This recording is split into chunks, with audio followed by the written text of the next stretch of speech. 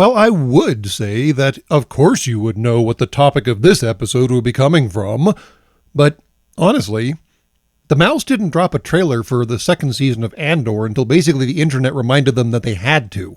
So I really have to wonder what's going on down in good old Burbank, California, or wherever it is that Disney is currently operating out of, since they basically own your planet now. Anyways, yes, Andor Season 2 premiered last Tuesday by your calendar, and this time around Disney is dropping 3 episodes at a time, which is an interesting departure from how they've handled their new streaming products in the past. Personally, I prefer the drop-it-all-at-once method, but they've been doing the whole string it out 1 episode at a time, just like syndicated television used to do way back in the Stone Age, for like the longest time now. But now they've mixed things up. I guess the data has indicated that maybe doing it 1 at a time is bad, but maybe dropping it all at once is also bad? I don't know. But it's really immaterial to the topic of this particular episode, which is, of course, none other than the Breon Hotel Oscar Yankee TAC 39.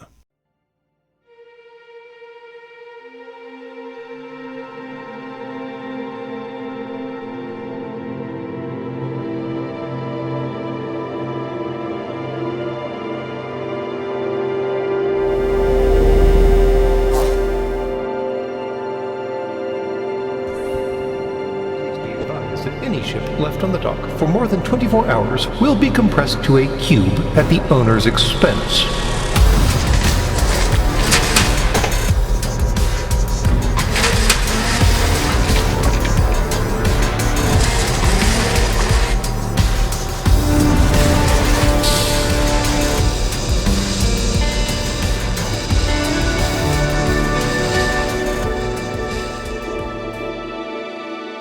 Welcome to Sacred Cow Shipyards. Now, a lot of you in the audience right now, in fact, probably all of you in the audience right now, are going, what the f*** is that? And that's somewhat understandable. See, the Andor series does have a couple notable craft in it. We've already talked about the Preox Morlana tech pods and how hilariously bunny-like they are. There's Luthen Rail's Fondor Hallcraft, which was highly customized, and yes, we will eventually talk about it at some point in the future, because it is an absolutely perfect Deus Ex Machina. But no, not that. Then, of course, there's the Cantwell-class Interdiction Cruiser, which is a fascinating insertion from the old lore of OG Star Wars, but no, also not that. Instead, we're talking about the ship that kind of bookended the first season of Andor. It was the ship that Andor kind of borrowed to go to the industrial planet of Morlana 1 looking for his sister.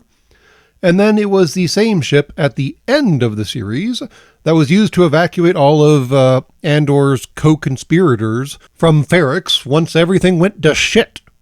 And to give you a better idea of what this ship actually is, it also goes by the name of the Breon Dayvan. Oh yes, my humies, this is a minivan appreciation channel after all, so we shall appreciate all these space vans we can find. I mean, this one even has the right name.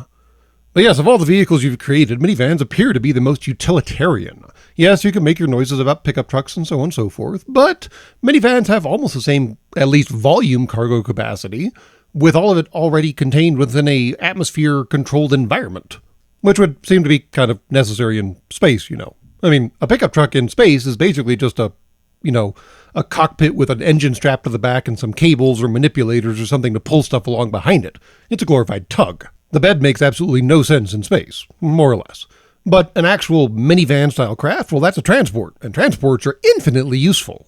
Now, the first thing you might notice about the Breon Dayvan, or the first thing you might notice if you're me, is the peculiar engine arrangement and engine structure. Those drive mechanisms should look fairly familiar to you because you've seen something very similar to them before.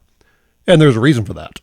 See, I don't actually know what or who Breon is. It may be just a model name, kind of like the Honda Accord on your planet and how it used to come at least, in 3-door hatchbacks, 2-door coupes, a 5-door station wagon, and is now basically confined to just a 4-door sedan. So maybe Breon is like Accord, and Honda is the manufacturer. Well, in this case, the manufacturer of the Breon is none other than Cohensayer Manufacturing. Now, if you're not intimately familiar with the lore of Star Wars, that probably doesn't mean a whole lot to you. You might know Kuat drive yards, and you might know Time and Bach, and you might know all those other things, but Cohen Sayer kind of flew under the radar, right? Well, aside from one notable ship, that is, and that is to say the Bravo Tango Lima BTL TAC Alpha 4 A4, otherwise known as the inimitable Y-Wing. And now you're starting to see how the engine detail kind of plugs together, because yeah, those drive pods might as well have been lifted from the Y-Wing proper. Now, the Y-Wing doesn't have the forward intakes that the Breon seems to have, but the general purpose concept of two engine nacelles vaguely cylindrical shaped each on either side of the ship with those support pylons extending behind them seems to carry over quite nicely. And while we're on the topic of design language, the nose of the Breon reminds me of something as well. I just can't quite put my finger on it. I feel like there's a skiff or a land speeder, air speeder, something in that family that has a similar nose structure. It's not something that Cohen Sayer made. They did technically make the Renning-class shuttle, which does have a similar nose shape, but it's from a show called Young Jedi's Adventures that basically no one watched, so I'm not hardly counting that. Regardless, that nose still does kind of match with the general purpose styling of the Y-Wing through the ages, where they had the big cockpit on top and then kind of this flared out nose section around it. Apparently their art department hit upon an idea they liked and they stuck with it. Or they fired the department and that's all they had to work with. Hard to say which. So what else is notable about the Breon? Honestly, not a whole lot. For some reason, it does have secondary engines inboard of the primary engines on those pylons. It's unclear why. Maybe the models of engines that are used in the Breon are like ones that fell off the assembly line or have some kind of defect and couldn't make it onto a Y-Wing, so they might fail periodically, so it might be good to have a backup or something. It's not abundantly clear. I mean, given how Star Wars works and how much they don't care about, the vector of thrust and so forth and so on, it seems like the two engines can be backups for each other, but again, it was probably just added to make the ship look a little more cool than, your average Mark 1 Mod 0 minivan. Maybe they hot rodded it. Maybe the yard that the Andor stole it from did some tinkering with it. Although sliding an engine into the pylon between the hull and the main engine seems a bit beyond tinkering, but who knows what those guys in those crazy backwater planets do. Beyond that, the interior is about what you would expect, honestly. The only really peculiar thing are at the front and stern, the bow and stern of the van. Front and back, bow and stern, who knows what the proper terminology for a proper van is. Notably at the front, the cockpit is indeterminate. There is a door that goes from the cargo bay to the cockpit area that immediately Ys off in two different directions. Are the two sides of the cockpit connected in the front? No one knows. Does it have two distinct cockpits? No one knows. Is one side a cockpit and the other side just, like the refresher or something? Well, probably not, because there's, big windows on the front of the Breon, if nothing else.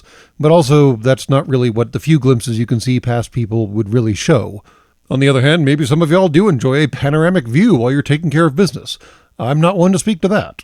But then, at the other end of the ship, the entire cargo bay is naturally open. It's kind of surprising no one thought to install seats at any point in its existence. But way back at the back of the cargo bay, that tail section of the Breon is apparently hollow and empty. I kind of assumed like the power plant or the hyperdrive engine, if it even has one, I'm not sure that it actually does, or something else, fuel tanks, I don't know, something else mechanical would go in that space. But no.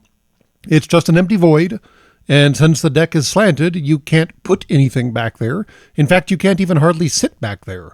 It's just a space. Is that where you're supposed to, hang your laundry or something while it dries? Why would you make this useless space that you literally can't put anything in? Or maybe it's deliberately meant as an expansion bay or something, where you could eventually put something in there, like, for example, a hyperdrive or something, when you had enough time or money or something. It's really abundantly unclear.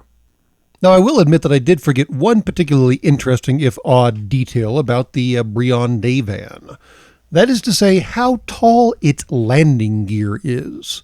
There is literally enough space underneath this damn thing for adult humies to not quite stand, but close, which does seem to facilitate easy fueling and charging of its various onboard systems, but does require, for possibly the first time ever outside of fightercraft in the Star Wars universe, an actual ladder to get into the ship. Yes, you heard that right. There are no ramps here. You have to climb up a set of stairs. And it's not even clear that the stairs are actually built into the Breon. They might be something that the landing facility has to provide. So if that's the case, it's really unclear how to get down out of this thing given how high off the ground it is. But maybe the maintenance on it will be so easy that they'll throw in the ladderway for free. I mean, that'd be nice of them, right? So yeah, what's the takeaway of the Breon day van? I dig it. I mean, it is exactly what it says on the sticker. It is so very utilitarian that it even has the ribs on the inside of the cargo bay that you would find on such aircraft as, say, C-17s or C-130s on your planet right now. It's utilitarian, it's basic, it was clearly churned out by the bajillions in the hope that someone would pick it up, customize it, and use it for whatever purpose they wanted it to, since it could be everything from a light freight hauler to an actual, personnel shuttle. There's space in there for at least 20 people. And despite all that utilitarianness, despite the fact that it was never a hero ship, despite the fact that you only saw it for a minute total in the course of, 10 episodes for the first season of Andor, it has enough distinctiveness to it that you can pick out exactly where it came from and exactly what it's supposed to be doing. So yes, ladies and gentle humies, this is one of the few situations, few cases, few instances where the artistic designers of Star Wars actually got some kind of background thing right. And yes, I know I'm going to collect all kinds of hate by managing to compliment Disney Star Wars. And you'd think I'd get a little credit for that compliment being regarding something from Andor, which is widely regarded to be one of the best, if not the best, Disney Star Wars product out there. But it wouldn't be Sacred Cow Shipyards if I didn't have pathetic trolls trying to climb up my garbage ejection chutes. Y'all know that stuff works the other direction, right? And that's all from Sacred Cow Shipyards. Please be advised that any ship left on the docks for more than 24 hours will be compressed into a cube at the owner's expense.